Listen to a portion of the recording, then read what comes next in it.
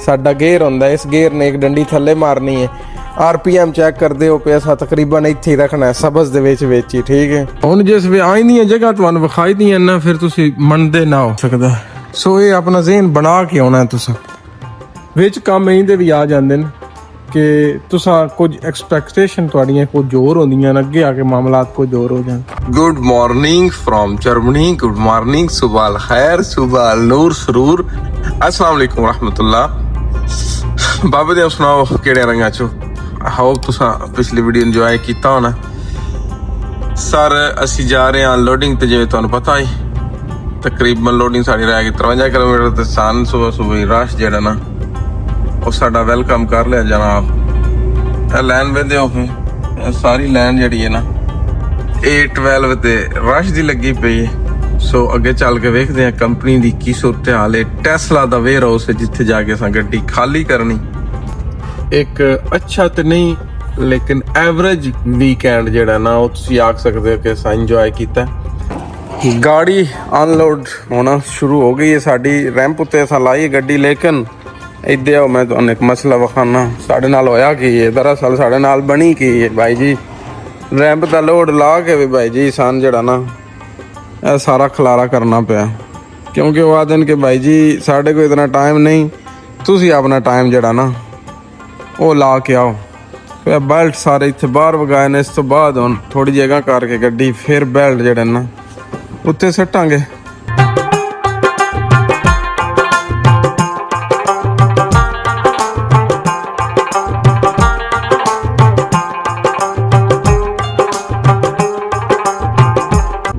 पहुंच आए असी लोडिंग वाली जगह दे तकरीबन नेड़े। क्या खूबसूरत दरख्त ना है। अच्छा जी, ये लोड है साडा फ्रांस दा। फ्रांस लैके जानी तकरीबन 1170 किलोमीटर। सो नाल जुड़िया रहना इस वीडियो दे विच। तुहानूं जिहड़ा ना वो अगे चल के मैं दस्सांगा। थोड़ा जिहा एक भाई दा सवाल आई कि गड्डी क्रूज और स्टॉपर वगैरह दा थोड़ा जिहा दस्सो। ਉਹਦੇ ਤੇ ਵੀ ਗੱਲਬਾਤ ਕਰਾਂਗੇ, ਹੋਰ ਵੀ ਕੋਈ ਪਾਰਟਸ ਦੇ ਬਾਰੇ ਵਿੱਚ ਅਸੀਂ ਤੁਹਾਡੇ ਨਾਲ ਡਿਸਕਸ ਕਰਾਂਗੇ। ਸੋ ਇੰਜੋਏ, ਸਟੇ ਟਿਊਨ।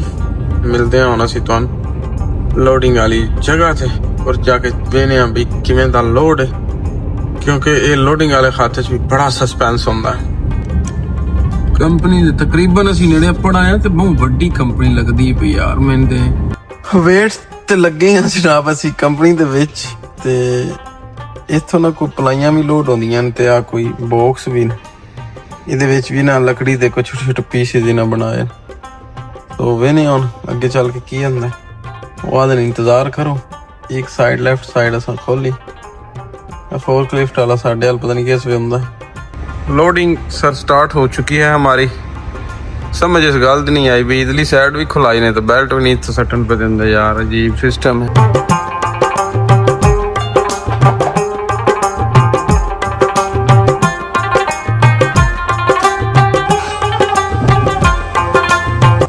ਸਾਡੇ ਵੱਲੋਂ ਤੇ ਸਰ ਜੀ ਇੱਕ ਵਾਰੀ ਓਕੇ, ਅੱਗੋਂ ਅੱਲਾ ਦੀਆਂ ਅੱਲਾ ਜਾਣਦਾ, ਠੀਕ ਹੈ। ਇਹਦੇ ਵਿੱਚ ਸ਼ਾਇਦ ਉੱਤੇ ਮੰਮੀ ਆ ਨਹੀਂ ਲਿਖਿਆ, ਪਤਾ ਨਹੀਂ ਹੁਣ ਚੈੱਕ ਕਰਕੇ ਦੱਸਿਆ ਖਾ ਤੁਸੀਂ ਕਿਹਦੇ ਗਿਆ ਮੰਮੀ ਆ ਨਹੀਂ। ਇਹ ਵੇਖਦੇ ਹੋ ਫਿਰ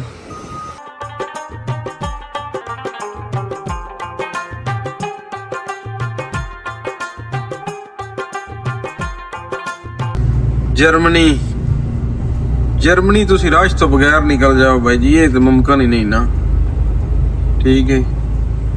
कदा ना कदा तो डेका जरूर पहुंची दा। वे ऊपर कितनी तगड़ी लंबी लाइन है, लेकिन फिर भी बंदा बोर नहीं होता यार।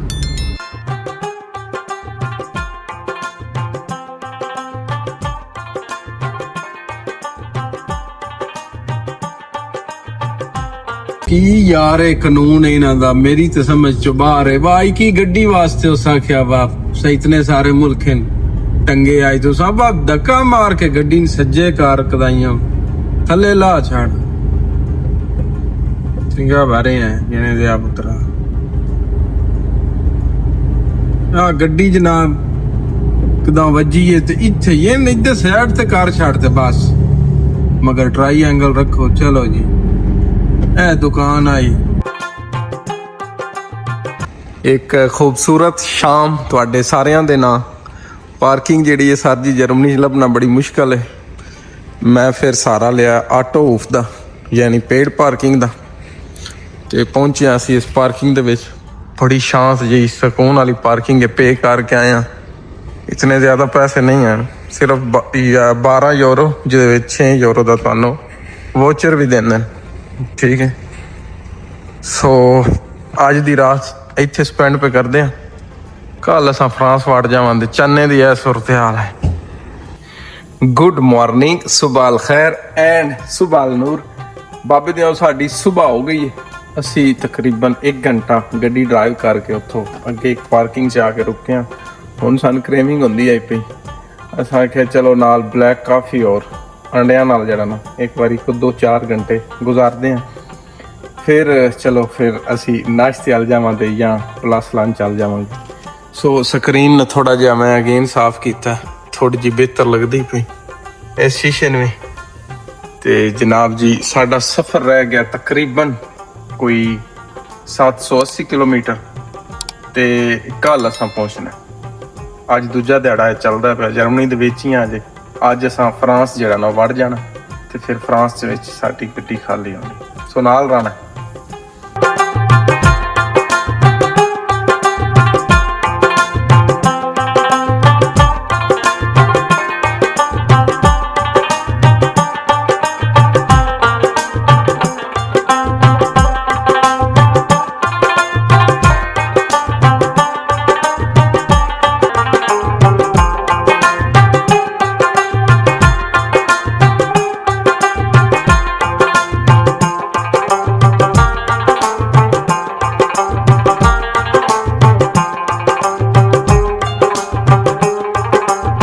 ਬਾਬੇ ਦਿਓ ਨਾਸ਼ਤਾ ਵੀ ਅਸਾਂ ਬੜਾ ਜ਼ਬਰਦਸਤ ਕਿਸਮ ਦਾ ਕਰ ਲਿਆ ਔਰ ਹੁਣ ਗੁੜ ਵਾਲੀ ਚਾਹ ਦੇ ਨਾਲ ਸਵਾਦ ਪੇ ਲੈਂਦੇ ਹਾਂ।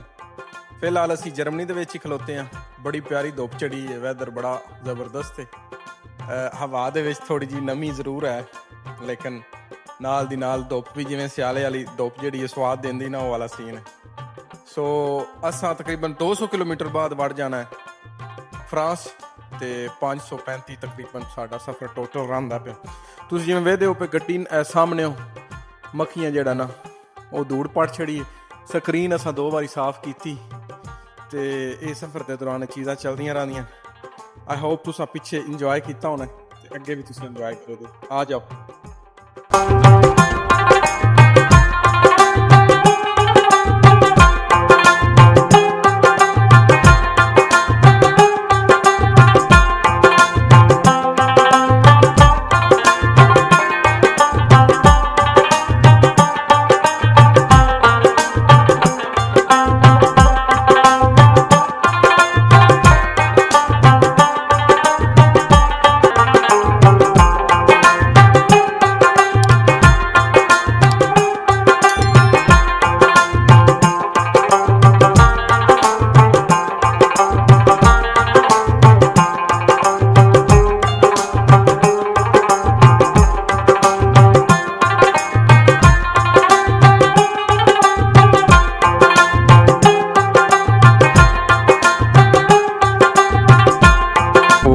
ਵੈਰੀ ਵੈਲਕਮ ਟੂ ਫਰਾਂਸੀਆ। ਸਰ ਅਸੀਂ ਫਰਾਂਸ ਦੇ ਵਿੱਚ ਐਂਟਰ ਹੋ ਗਏ ਹਾਂ ਤੇ ਆਪਣੀ ਫੇਵਰਟ ਐਲਡੀ ਦੇ ਵਿੱਚ ਸ਼ਾਪਿੰਗ ਵੀ ਅਸਾਂ ਕਰ ਲਈਏ।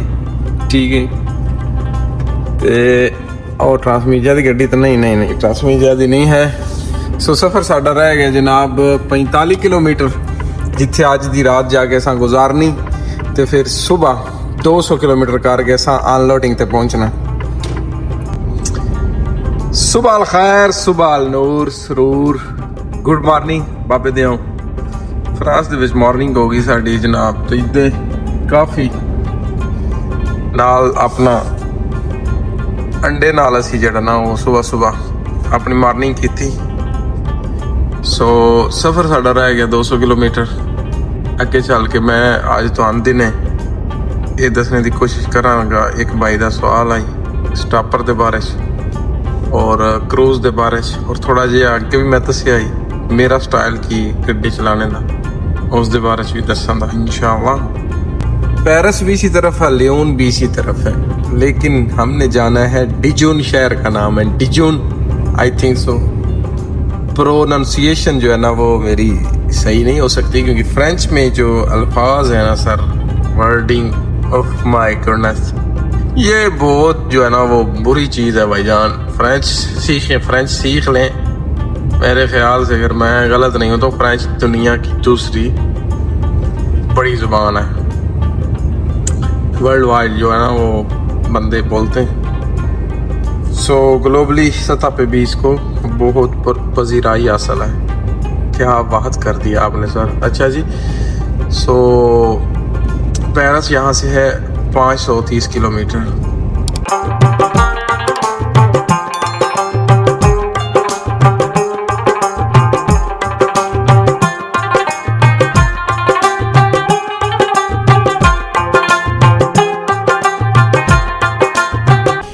अच्छा जी, जिमें कि मैं ਤੁਹਾਨੂੰ ਆਖਿਆ ਕਿ ਸਰ ਜੀ ਮੈਂ ਤੁਹਾਡੇ ਨਾਲ ਇਹ ਗੱਲ ਵੀ ਸਾਂਝੀ ਕਰਾਂਗਾ ਕਿ ਮੈਂ ਗੱਡੀ ਕਿਵੇਂ ਚਲਾਨਾ। ਇਹ ਤੁਹਾਨੂੰ ਪਤਾ ਹੈ ਕਿ ਇਹ ਗੱਡੀ ਜਿਹੜੀ ਹੈ ਨਾ ਆਟੋਮੈਟਿਕ ਹੈ। ਮੇਰਾ ਪੈਰ ਦਿਸਦਾ ਪਿਆ ਤੁਹਾਨੂੰ, ਇਹ ਜਨਾਬ ਮੇਰਾ ਪੈਰ ਹੈ। ਹੁਣ ਗੱਡੀ ਸਾਡੀ ਚੜਾਈ ਵਿੱਚ ਕਰੂਜ਼ ਇੱਥੇ ਅਸਾਂ ਕੱਟ ਦਿੱਤਾ, ਠੀਕ ਹੈ। ਇਸ ਸਾਈਡ ਉੱਤੇ ਇਹ ਵਾਲਾ ਸਾਡਾ ਗੇਅਰ ਹੁੰਦਾ, ਇਸ ਗੇਅਰ ਨੇ ਇੱਕ ਡੰਡੀ ਥੱਲੇ ਮਾਰਨੀ ਹੈ। RPM ਚੈੱਕ ਕਰਦੇ ਹੋ ਪਿਆ ਅਸਾਂ ਤਕਰੀਬਨ ਇੱਥੇ ਹੀ ਰੱਖਣਾ ਸਬਜ਼ ਦੇ ਵਿੱਚ ਹੀ, ਠੀਕ ਹੈ। 14 ਤੋਂ 15 ਤੋਂ ਅੱਗੇ ਨਾ ਜਾਵੇ ਤੇ 10 ਤੋਂ ਥੱਲੇ ਨਾ ਹੋਵੇ RPM, ਠੀਕ ਹੈ। ਤੁਹਾਡਾ ਫਿਰ ਓਕੇ ਰਹਿੰਦਾ। ਅੱਛਾ, ਹੁਣ ਤਕਰੀਬਨ 70-75% ਤੁਸੀਂ ਆਪਣਾ ਐਕਸੀਲੇਟਰ ਜਿਹੜਾ ਨਾ ਦਬਾਣਾ ਤਾਂ ਕਿ ਗੱਡੀ ਦਾ ਜ਼ੋਰ ਨਾ ਲੱਗੇ, ਟਿਚਕੂ ਮਿਚਕੂ ਕਰਦੀ ਨਾ ਗੱਡੀ ਅਗਾ ਰੁੜਦੀ ਲੱਗੀ ਜਾਏ। ਉਸ ਦੀ ਵਜ੍ਹਾ ਇਹ ਕਿ ਕੰਪਨੀ ਜਿਹੜੀ ਹੈ ਨਾ ਉਹ ਮਾਲੂ ਦਿੰਦੀ ਹੈ ਇੱਕ। दूसरा ये गड्डियां तुसी टेल ला भी लो ना ज़्यादा हद कीता ना 66 पे 17 ते टुर जा सीधी, उस तो उत्ते फिर भी नहीं जाना। ये ना कोई इन्हां नाल जेड़ा अपना तेले वाले मामले विच फकी लाई है। सो हुण जिवें अगे तुसी मैं तो एक भाई पूछया कि भाईजान स्टापर दे बारे सान दसो। सर स्टापर दे बारे च हुण गल करदे आ, अगले मने चढ़ाई आ गई, ठीक है। हुण तुसीं पवे दिओ एक्सीलेटर तो मैं पैर चा छड़िया है, इत्थे हुण ई आ जाना है, ई आ गया। इहदा मतलब है हुण इकानमी प्लस गड्डी चलदी पई। अच्छा जी, हमेशा स्टापर जेड़ा ना मैं लम्मी चढ़ाई विच क्रूज ला के लाना। हुण क्रूज लाया ना, ठीक है, क्रूज लग गया, नाल ही एक डंडी थल्ले करनी, एक स्टापर लग गया, ठीक है, आई समझ। नाल ही एक डंडी और थल्ले करनी, दूजा स्टापर लग गया। गड्डी भाई जी समूथ कंट्रोल होंदी होई जांदी भी। हुण पिछे गड्डियां उन्होंने भी तंग नहीं करना। सो अगे चल के फिर तुहानूं मैं दसांगा। ते स्टापर जेड़ा ना भाईजान इन्हां गड्डियां दा मैनूं लगदा है कि मट्ठा है। वाल्वो दे बारे सुनिया है कि वाल्वो दा स्टापर जेड़ा है वो थोड़ा अच्छा है कंपेयर टू मर्सिडीज बेंज। गड्डी साने क्रॉस कर दी पई, ठीक है। अच्छा, हुण वेदे पे आदन जी ट्रक्कां वाले जेह्ड़े ना होया भी गड्डियां इस लैन च हो जाओ। भाई जी इशारा लाया इस लैन च हो गए, ठीक है सर। इत्थे हुण वेदे पे साडा RPM जेह्ड़ा थल्ले जा रहा है, मैं एक गेयर दी डंडी थल्ले सट्टी, एक गेयर थल्ले मारिया ते भाईजान साडा RPM कंट्रोल हो गया। सो असीं इह नहीं लैके चलना है। अच्छा, ये एक चीज़ जरूर है, सन अक्सर औकात पिछों हरन भी बजदे न बंदे जड़ा ना भाईजान वो बहुत बुरा बला दे, लेकिन भाई जी सन कंपनी वाले इंज कर छड़िया ना, मैं तुहानूं सही जैनीन गल दसां तो युवा दिन खैर सल्ला भाईजान मालू होना चाहिए, यूरो होना चाहिए। जिवें आ टिकटाक ते बह के चौधरी नहीं मंगते तो फिर दलीलां होना गड्डियां होंदियां न, दिन बस मालू होना चाहिए भाईजान। चुदरा है ना बहुत जदों आप पिल होंदियां ना चढ़ाइयां होंदियां ते तुहाडा जेड़ा एवरेज है ना तेले दी भाई जी इत्थों तक टुर जांदी है और 40-45 तक भी टुर जांदी है। सो हुण तुसीं वेखदे हो कि साडी एवरेज जेड़ी है ना सर जी वो है 34 लीटर, ठीक है। सो आई होप कि ਇਹਦੇ ਵਿੱਚ ਤੁਸੀਂ ਇਤਨੀ ਚੀਜ਼ ਵੇਖੀ ਹੋਣੀ ਹੈ। ਇਹਦੇ ਦੇ ਕੰਟਰੋਲ ਵਿੱਚ ਜਿਹੜਾ ਨਾ ਉਹ ਭਾਈਜਾਨ ਹੈ ਥੋੜਾ ਟੱਚ ਸਿਸਟਮ ਹੈ, ਉਹਦੇ ਨਾਲ ਹੀ ਤੁਹਾਡੇ ਹੈ ਮੈਨੂ ਚੇਂਜ ਹੁੰਦੇ ਨੇ।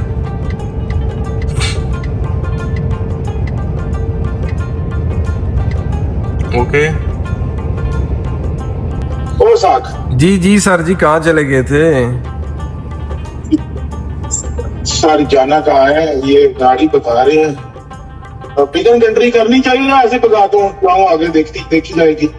सुबह नहीं नहीं, अभी बिगन कंट्री का कोई इशू नहीं है सर। अगर आपके टैको के ऊपर वो नया वाला है ना, स्कैन मी वाला ब्लूटूथ सिस्टम है तो नहीं है। नहीं वो तो नहीं।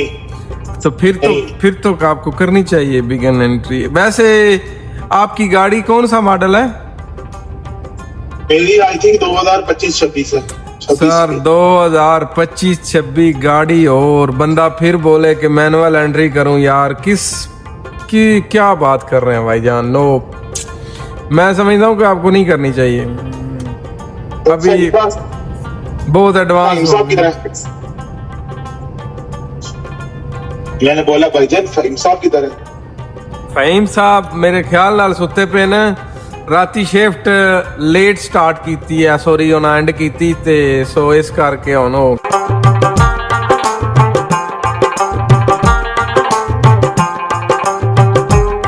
ਪਹੁੰਚ ਆਇਆ ਸਰ ਅਸੀਂ ਅਨਲੋਡਿੰਗ ਵਾਲੀ ਜਗ੍ਹਾ ਤੇ ਰੈਂਪ ਉੱਤੇ ਗੱਡੀ ਲਾਣੀ ਤੇ ਇਹਦੇ ਬੈਲਟ ਮੈਂ ਖੋਲਣਾ ਸ਼ੁਰੂ ਕਰ ਦਿੱਤੇ ਨੇ। ਠੀਕ ਹੈ